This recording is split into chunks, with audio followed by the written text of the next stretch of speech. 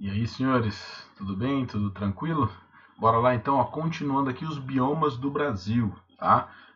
Não se esqueça de dar uma olhadinha boa nisso, fazer aquele belo resumo, tá? Matéria bastante importante aí para todos os vestibulares, tá bom? Sempre aparece, beleza? É, então, bora lá. Os campos gerais, pampas ou pradarias, né? Esses três nomes aí, eles, para nossa região sul aqui do Brasil, eles são sinônimo, tá? Então, trombou com qualquer um deles, né? Tipo assim, as pradarias no Brasil é a região dos pampas, é a região dos campos, ou então dos chamados campos gerais, tá?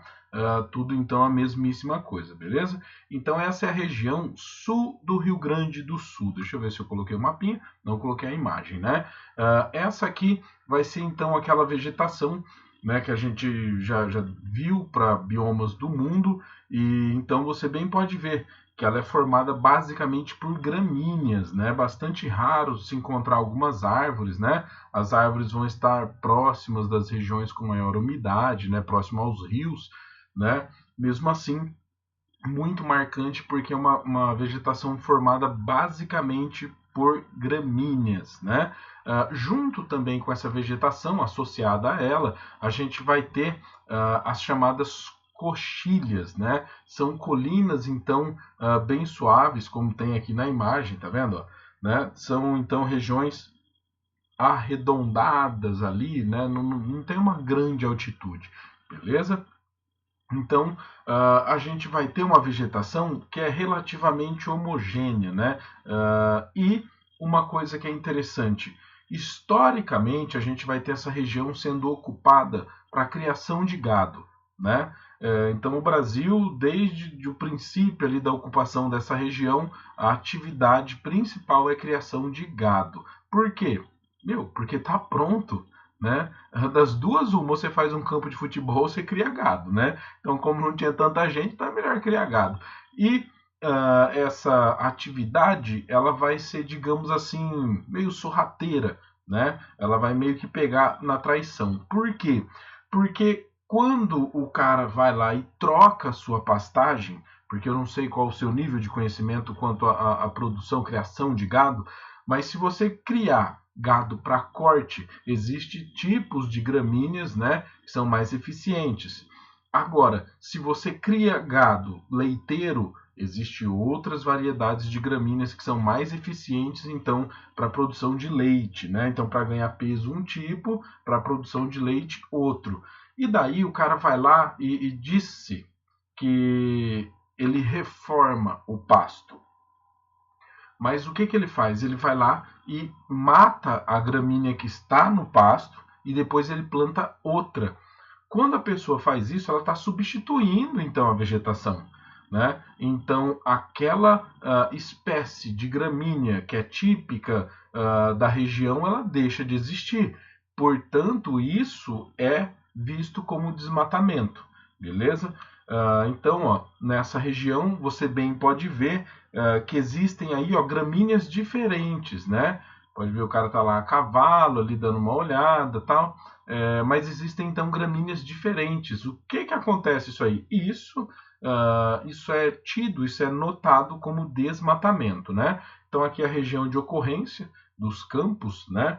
Ou das pradarias aqui do sul do Brasil e do Uruguai, né, ocorrendo aí nessa região, beleza? Então, se você for pensar nesse bioma, esse bioma também é bastante afetado, beleza? Por quê? Porque trocaram as gramíneas, né?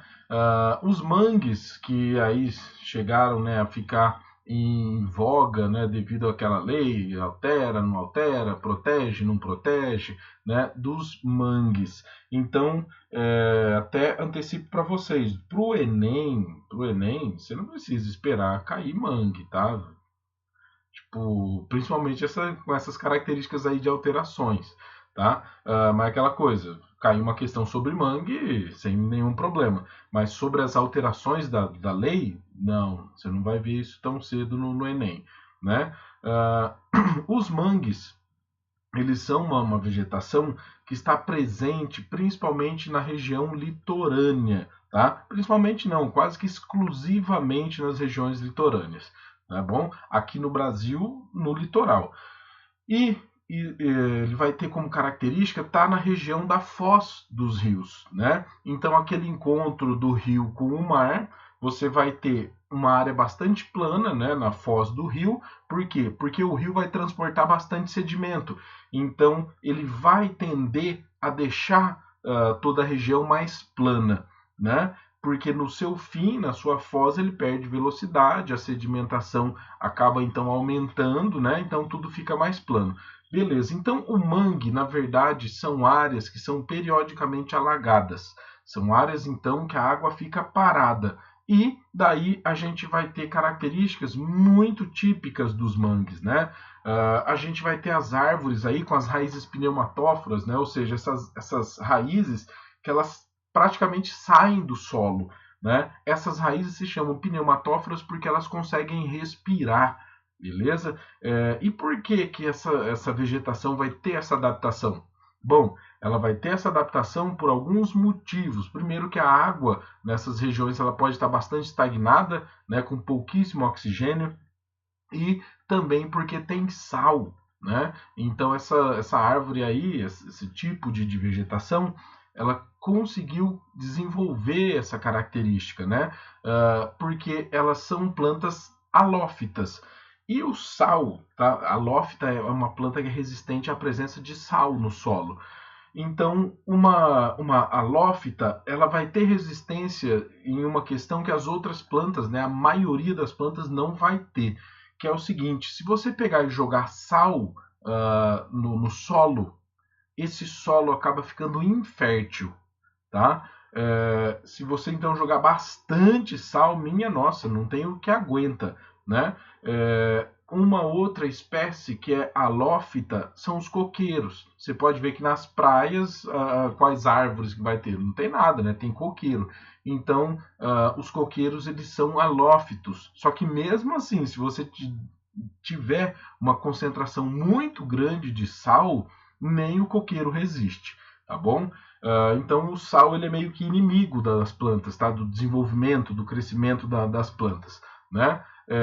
E o mangue, além disso, deixa eu só ver qual que é a próxima imagem, tá? Essa aqui já eu não queria que fosse essa. O mangue ele vai ter como característica ser um berçário de peixes. Por quê? É uma área que a água então vai ter pouca profundidade. E mesmo se ela fosse um pouco mais profunda, ela tem pouco oxigênio. Quer dizer que peixes de grande porte não vão conseguir sobreviver lá.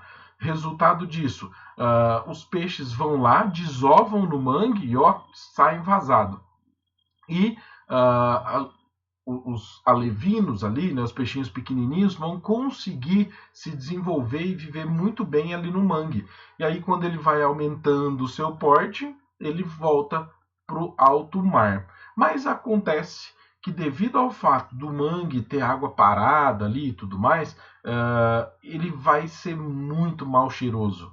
Né? Fede bastante mesmo. E também tem uma outra característica que não ajuda muito o mangue, que é, como a água está ali parada, quente e tudo mais, é um lugar ideal para a reprodução de insetos. Então, você vai ter algumas ações que estão relacionadas com o aterro, né? O aterramento dos mangues. Então, isso aí, essa imagem é exatamente isso sendo feito. E assim, é impressionante você ter uma imagem dessa atualmente, porque isso é um crime ambiental gravíssimo, né? Você bem pode ver, ó, a terra do mangue ela é bastante escura, porque ela é podre, né? Ela apodreceu, por isso que ela cheira tão mal. E daí o cara vai lá, mete a máquina, né? Joga terra em tudo, então a água não vai voltar para essa região. Beleza, resultado disso, você mata o mangue. O ponto que todo mundo que faz os aterramentos aí protege é o seguinte: não, meu, isso aí tá um fedor sem fim, e outra, né, a Aedes aegypti, pernilongo e tudo mais, vai acabar. Então, faz-se isso, mas principalmente não param para pensar na quantidade de espécies de peixe que você vai reduzir, né? Porque eles não vão ter mais um local protegido aí para procriação. beleza? Ou até para o crescimento, né, dos alevinos, beleza? Então, o aterramento é uma prática que ocorreu já bastante, acho que eu voltei, já ocorreu bastante em diversos lugares, né? Alguns bairros do Rio de Janeiro eram mangues, né? E foi tudo aterrado. Cancún, a cidade de Cancún é uma cidade planejada para o turismo e era um mangue, né? Foi uma ação que, digamos assim, no México falaram, a gente vai, além de trazer dinheiro, a gente vai matar os mosquitos e tudo mais, não vai ser mais fedido, né? Foram lá então e aterraram uma grande extensão de mangue e construíram Cancún sobre o mangue, beleza? Então você bem pode ver, é a faixa litorânea, né, que a gente vai ter a presença de mangue, e daí você até pode pensar, fala, nossa, então é o litoral inteiro que é mangue. Não, tá, essa imagem aí é um exagerozinho, né? É menos presente, não é uma linha assim tão contínua, tá? Mas em boa parte do nosso litoral a gente vai ter os mangues então, beleza? E daí a gente chega para o último bioma, né? Que na verdade nem é um bioma, eu nem gosto de passar isso, mas aquela coisa, se cobrar, você já sabe, né? Que são os mares de morros. Os mares de morros, eles estão mais relacionados com a formação geográfica, né? Por quê? Porque a ideia é que você vai ter morros arredondados em grande quantidade, né?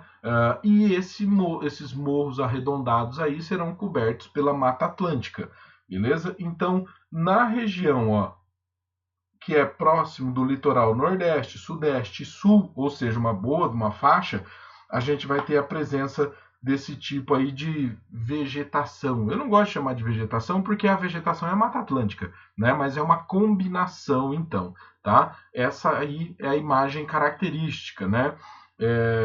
Se você já foi para o Rio de Janeiro, ou então passou ali na região próxima do litoral, né, de São Paulo, entre Rio de Janeiro e a região Nordeste, se você já passou de avião por ali e deu uma olhada, você viu exatamente isso, né?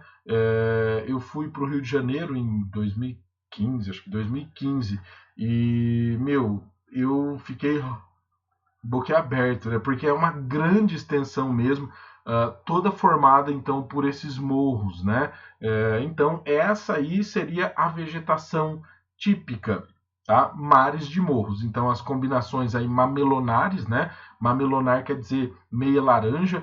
Tem gente que chama de Inselberg, né? Então esses aí são os mares de morros. Nessa região a gente tem também uma grande quantidade de chuva, tá? Elevados índices pluviométricos, porque proximidade com o litoral, atuação das massas de ar, né? Então chove bastante, beleza? Você bem pode ver que a região aí que abrange, né? Na verdade, você está observando aqui a Mata Atlântica. Então, por isso que eu falo, tipo, para mim não cola, sabe? Chegar e falar assim, isso aqui é a vegetação. Eu falo, não é a vegetação. A vegetação que tem aí é a Mata Atlântica, né? Associa então os dois. Fala, algumas regiões a Mata Atlântica tem ali as formações mamelonares, né? Que seriam as meia laranjas, né? Mas para mim, de verdade, para mim não configura. Mas saiba você então, beleza? Apareceu mares de morro, pensa, associe ele com a Mata Atlântica, mas é principalmente a formação dos morrinhos aí arredondados. Tranquilo? Então, ó, beijão para vocês e até mais. Eu nem coloquei imagenzinha de fechamento, que estranho. Tchau, tchau, até mais.